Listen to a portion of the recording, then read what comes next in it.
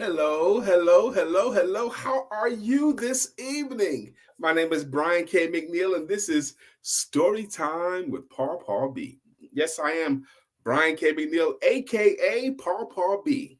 And I have been helping people to sell better for right at 30 years. I've been a speaker for a very long time.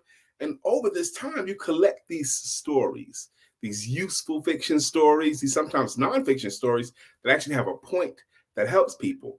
And for a little while ago, I thought it might be fun to share some of these stories with you, my friends, my entrepreneurial friends. And tonight we have a classic one. This is the story about quitting 3 feet from gold. Now, a lot of you guys have heard this story before, but maybe you never heard the way I tell it. So let's go ahead and get this show started. Hey, yeah, come through, everybody come see. Story time with Paw Paw B, yeah. If entertainment is what you need, story time with Paw Paw B, yeah. Interesting, entertaining for sure. Stories for adults, parents to entrepreneurs. Got you laughing, You're gonna have a good time. Still educational, this is what you want now. Come through, everybody come see. Story time with Paw Paw B, yeah. If entertainment is what you need, story time with Paw Paw B. Let's go. All right, this story here takes place in early formation of America. I mean, this is around like the 1850s, 1860s, something like that, when the California gold rush, people discovered that there was gold in the hills of California. And there was this, and people could discover gold to be rich right away. And there was this man from Pennsylvania. He decided he wants to go out there and try it. So he travels across country to California, and he starts seeking out gold, digging around, mining for gold, and he got lucky. He got a strike. He found a mine, and he dug out of a mine that had gold in it.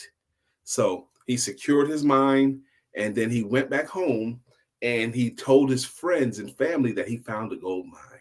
So he borrowed money from his friends and family, and he borrowed some money from the bank as well, so that he could buy all the equipment that he needed to haul the gold out of his mine that he discovered.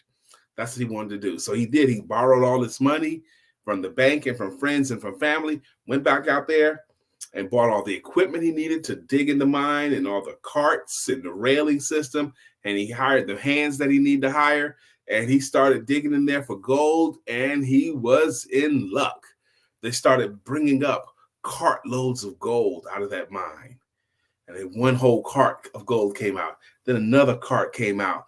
And over time, he started to think, man, just a few more carts, I will be able to repay all of my loans, and then I'll be in pure profit. And he's excited about this. And before he can get to that place, they lose the vein of gold.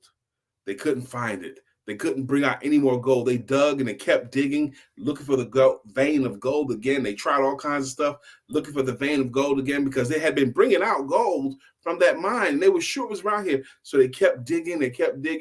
And after a while, they realized that there was no more gold in that mine. And with tail tucked between his legs, he decided to quit the mine. He sold the mine to another miner, and he went back home and explained to his creditors and friends and family that he couldn't pay back everybody. He paid back what he could. Okay. Now, the person that bought that gold mine from him, before he did anything with it, he hired an engineer who knew about fault lines, and hired an engineer who understood fault lines. The engineer went in there first. The engineer took measurements of the mine, and he took measurements of the fault lines, and he did some calculations, and he told the owner, the new owner of the mine, that there still is gold here, and you'll find it just 3 feet from where the last person stopped. And sure enough, they decided to keep drilling, and just 3 feet later, they found gold, and it became a mine of enormous value. The guy that first owned that mine, he discovered that the mine he sold, they had a ton more gold out of there if he had just kept going. Wow, that first miner quit 3 feet from gold. Now, the person that got famous for telling that story was a guy named W. Clement Stone. He founded a combined insurance agency. And he had this expression, because of that story, he said that he would never quit trying to sell insurance just because a man says no. So much of the time in our lives, we have quit just 3 feet from gold. We have quit before we sought out expert advice, expert counsel. We quit before we had someone who understood the game talk to us first. I'm going to encourage you tonight, don't do that to yourself. Don't do that to your business. Don't do that to your life. Don't quit 3 feet from gold. You never know how close you are. It may be near when it seems afar. So again, this is a story that a lot of people have heard before about quitting 3 feet from gold, but you might not have heard the way I tell it. So I hope you found some value in this story. If you did find value in this story, please feel free to share this story. Share it on your LinkedIn. Share it on your Facebook.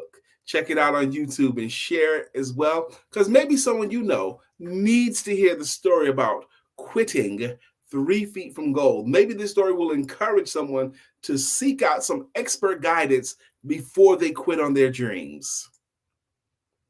Hey, yeah, come through, everybody come see. Story time with Paw Paw B, yeah. If entertainment is what you need, story time with Paw Paw B, yeah.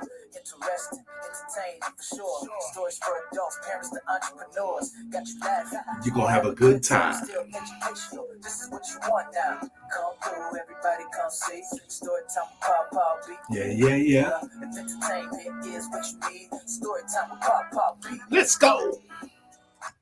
All right. Again, thank you guys for joining me. Thank you for checking this out. And again, feel free to share it. I'll be back tomorrow night as well.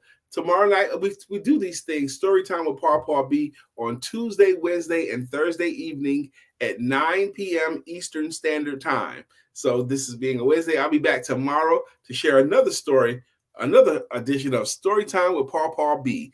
You have a beautiful rest of your evening.